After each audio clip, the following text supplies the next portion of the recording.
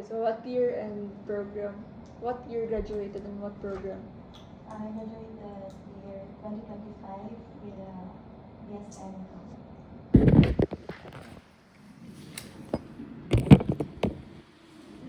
First question. Can you recall any positive or manageable experiences you encountered while handling your academic load during your fourth year, third year? Pwede mo picture. Kailangan ko mabasa sa question.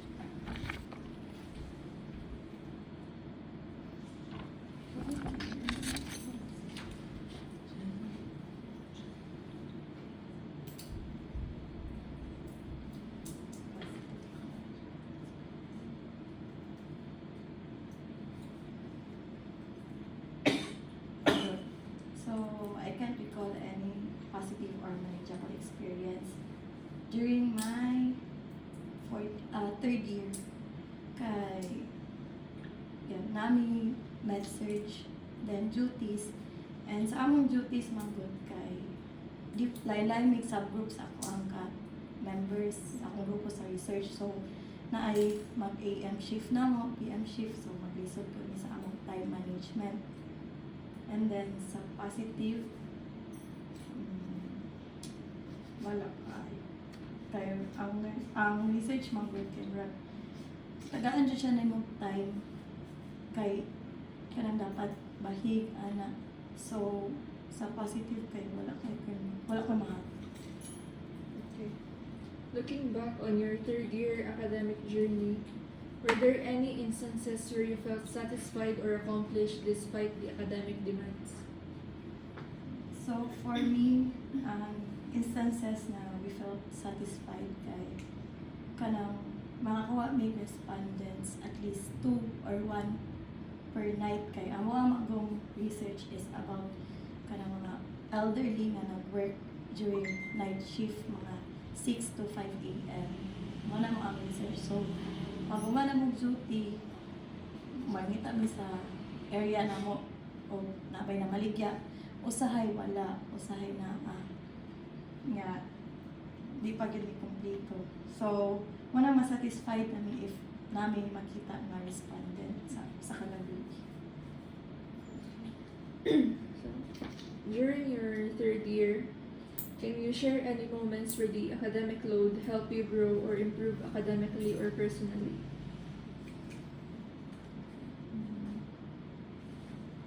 Siguro kung ano siya, improve personally, dili siya academically. And personally is patience lagi and time manage, how to manage time. What challenges or difficulties did you encounter in managing your academic load during your third year?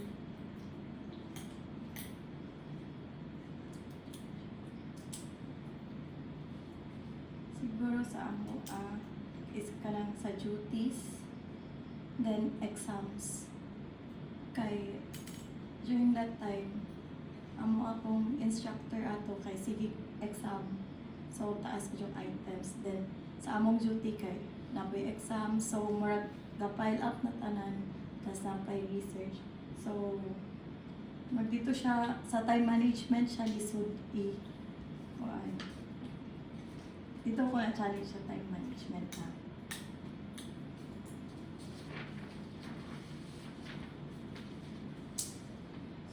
How did you manage or deal with the challenges you encountered during your undergraduate research?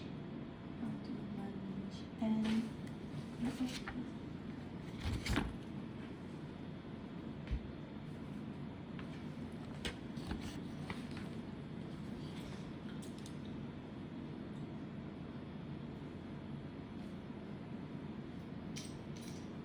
siguro sa ang pag-manage or pag-deal sa challenges nga among na-encounter sa research is kanang think positive lagi. Kay if magpadala ka sa pressure manggod, mabira ka. So once positive minded ra ka murag at least bisag gamay nadyo kay kanang ganahan nga mo pursue ani nga research kay like needed man pud gud siya. And instead of needed po siya, kanang napud kay ma-learn about it ba. Then ang time po dapat i-manage. And then mura ka ng understanding. Did you seek help from others such as classmates, instructors, or family? How did they help you? Seek help sa instructors ra. Like guided gid mi sa mga instructors ko kung saon siya. And then if naami sayo, iya jud may i-correct then kana gani mo di ba po siya maigod na spoon feed ba na siya term. Basta kay iya may tagana kaniya mo dapat buhaton. So sige mig adjust until ka nakuha na jud siya namo. Can you share a specific experience where you successfully handled a major challenge in your research?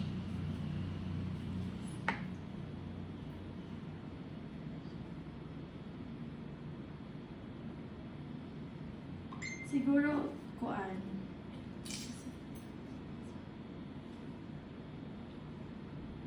kanang successfully po na ko siyang nahuman despite sa kanang time na mo nga dapat gabi mi nga duty ka na ganing wala na itulog despite nga ang body ka ng kapoy na tas nahuman na mo ang among research mo na siya matawag na ko nga successful ang na successfully na mo na face among challenge sa research. And then like naabot na among research kay na present amo sa mga international conference so makaingon jud mi nga successful gid amo ang study. Okay, so what sacrifices did you make in order to complete your undergraduate research?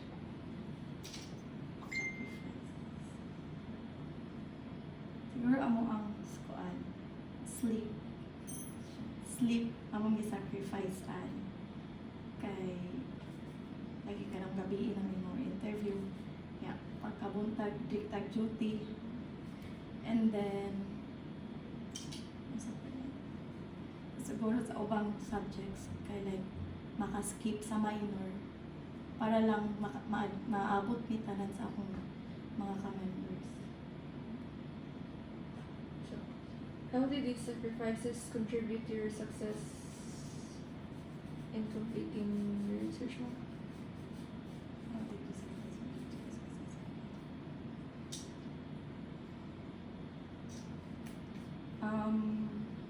Naka-contribute akong sacrifice through kanang nahuman na mo among research on time and then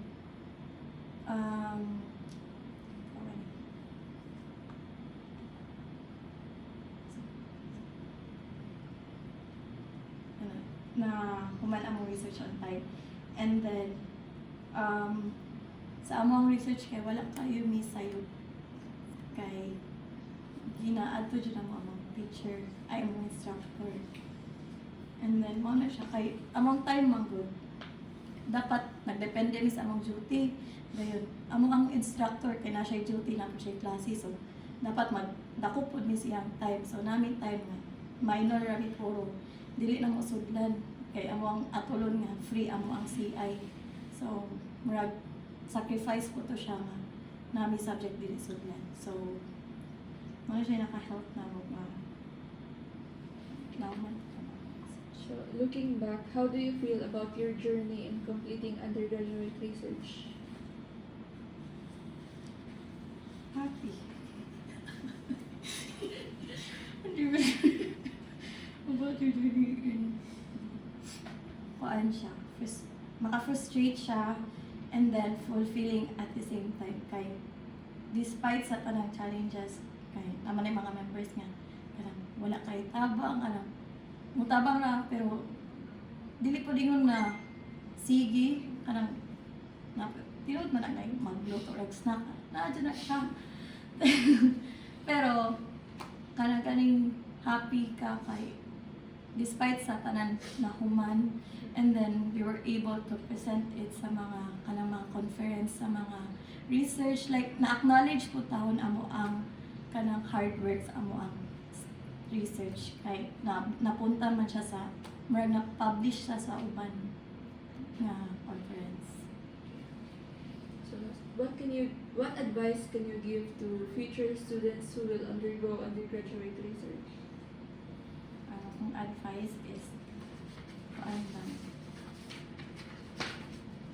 Dapat na patience and understanding ang tanan. And then positive vibes. Kay once magpadala sa negative vibes, dili mo makapadayon sa inyong goal. And then patience kay dili man tatanan kaila sa usa ka tawo.